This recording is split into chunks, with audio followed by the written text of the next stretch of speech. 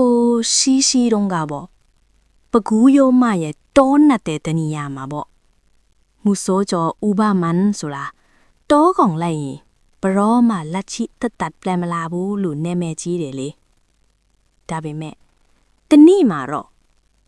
ဥပမန်တယောက်သူဘရောမမသွားရဲတဲ့နတ်ဆောင်တောင်ဘက်ကိုချီဦးလဲ့မိရာကနေသူဘဝရဲ့အဆိုးဝါးဆုံးအိမ်မဆိုးကြီးကစတင်လာခဲ့ပါတော့တယ်ဥပမာဟာတောထဲမှာလမ်းပြောက်ပြီးထူးဆန်းတဲ့ဂူဟောင်းကြီးတစ်ခုကိုတွေ့လိုက်ရတယ်ညာအဲ့ဒီဂူဝမှာအသက်ကြီးအဖိုးအိုတယောက်တရားထိုင်နေလာကိုမြင်လိုက်ရတာပေါ့အဖိုးအိုကဥပမာကိုတတိပေးရှာတယ်မောင်မင်းဒီဂူထဲမှာရွှေတွေငွေတွေရှိတယ်လိုချင်ရင်ယူသွားနိုင်တယ်ဒါပေမဲ့ငါ့စကားကိုတစ်ခုပဲမှတ်ထားပါလောဘမကြီးနဲ့နေမဝင်ခင်ဒီတော့ကအမြန်ထွက်ပြီးတော့ဘာဖြစ်ချစ်နှုတ်ကိုလှည့်မကြည့်ပါနဲ့ဥပမန်ကတော့ရွှေဒင်းကအပြည့်ပါတဲ့အိုကိုရလိုက်တာနဲ့တင်ပျော်လွန်းလို့အဖိုးအိုရဲ့တတိပေးစကားတွေကိုမေ့သွားခဲ့ပြီဗျာနောက်ထပ်တအိုးလောင်ထိတ်ယူရင်ကောင်းမေဆိုပြီးလောဘစိတ်ကဝင်လာပြီလေနေဝင်စပြုတ်လာပြီဒါပေမဲ့သူကတော့တိုးတဲ့ကမထွက်သေးဘူးနေဝင်သွားလာတဲ့တပြိုင်နက်တောကြီးတစ်ခုလုံးတိတ်ဆိတ်သွားတယ်ဗျာ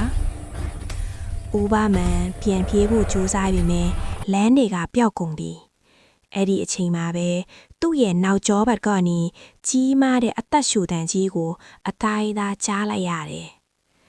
နောက်လက်မကြည့်နဲ့ဆိုရဲစကားဒါပေမဲ့သူမထိန်နိုင်တော့ဘူးဖြည်းဖြည်းချင်းနောက်ကိုလှည့်ကြည့်လိုက်မိတဲ့အချိန်မှာတော့အဲ့ဒါဟာပုံမှန်ကြားမဟုတ်ဘူးဗျာကိုလုံးမှာအင်းကွက်တယ်နဲ့မီးခဲလိုရဲတောက်နေတဲ့မျက်လုံးတွေရှိတဲ့အင်းဆောင်ကြားကြီးဗျာဥပမာတနတ်နဲ့ပြစ်ထိုကျူးစားပြီးမြဲကြည်မထွက်တော့ဘူးကြားကြီးကခုံအုပ်လိုက်တဲ့အချိန်မှာပဲအားလုံးမောင်အတိကျသွားပေးရပါတော့တယ်မနက်လင်းတော့ရွာသားတွေကဥပမန်ကိုရွာဝဲမှာပြန်တွေ့ကြတယ်ဒါပေမဲ့ဥပမန်ကအရင်လိုမဟုတ်တော့ဘူးဗျာသူ့အိတ်ထဲမှာရှိနေတာကရွှေတွေမဟုတ်ဘူးကြောက်ခဲမီနဲ့တိရွက်၆တွေပဲအဆိုးဆုံးကတော့ဥပနံလက်ကြောပြင်မှာကြားလက်သေးရာကြီးဆွဲထင်ကြံရစ်နေပြီးအဲ့ဒီနေ့ကစလို့သူဟာဘာစကားမှမပြောနိုင်တော့လေအတူကြီးဖြစ်သွားခဲ့ရတယ်ဗျာဒါကြောင့်လူကြီးတွေကပြောကြတာပေါ့လောဘနောက်ကိုလိုက်ရင်အဲ့ဒီလောဘကပဲကိုယ့်ကိုပြန်ပြီးဝါမျိုးသွားတတ်တယ်ဆိုတာအခုလိုပုံမြင်ဇလန်းကောင်းနေအသစ်တင်တိုင်းသိရှိနိုင်မှုကျမတို့ရဲ့ channel လေးကို like and subscribe နေထားခဲ့ဖို့မမေ့ပါနဲ့နော်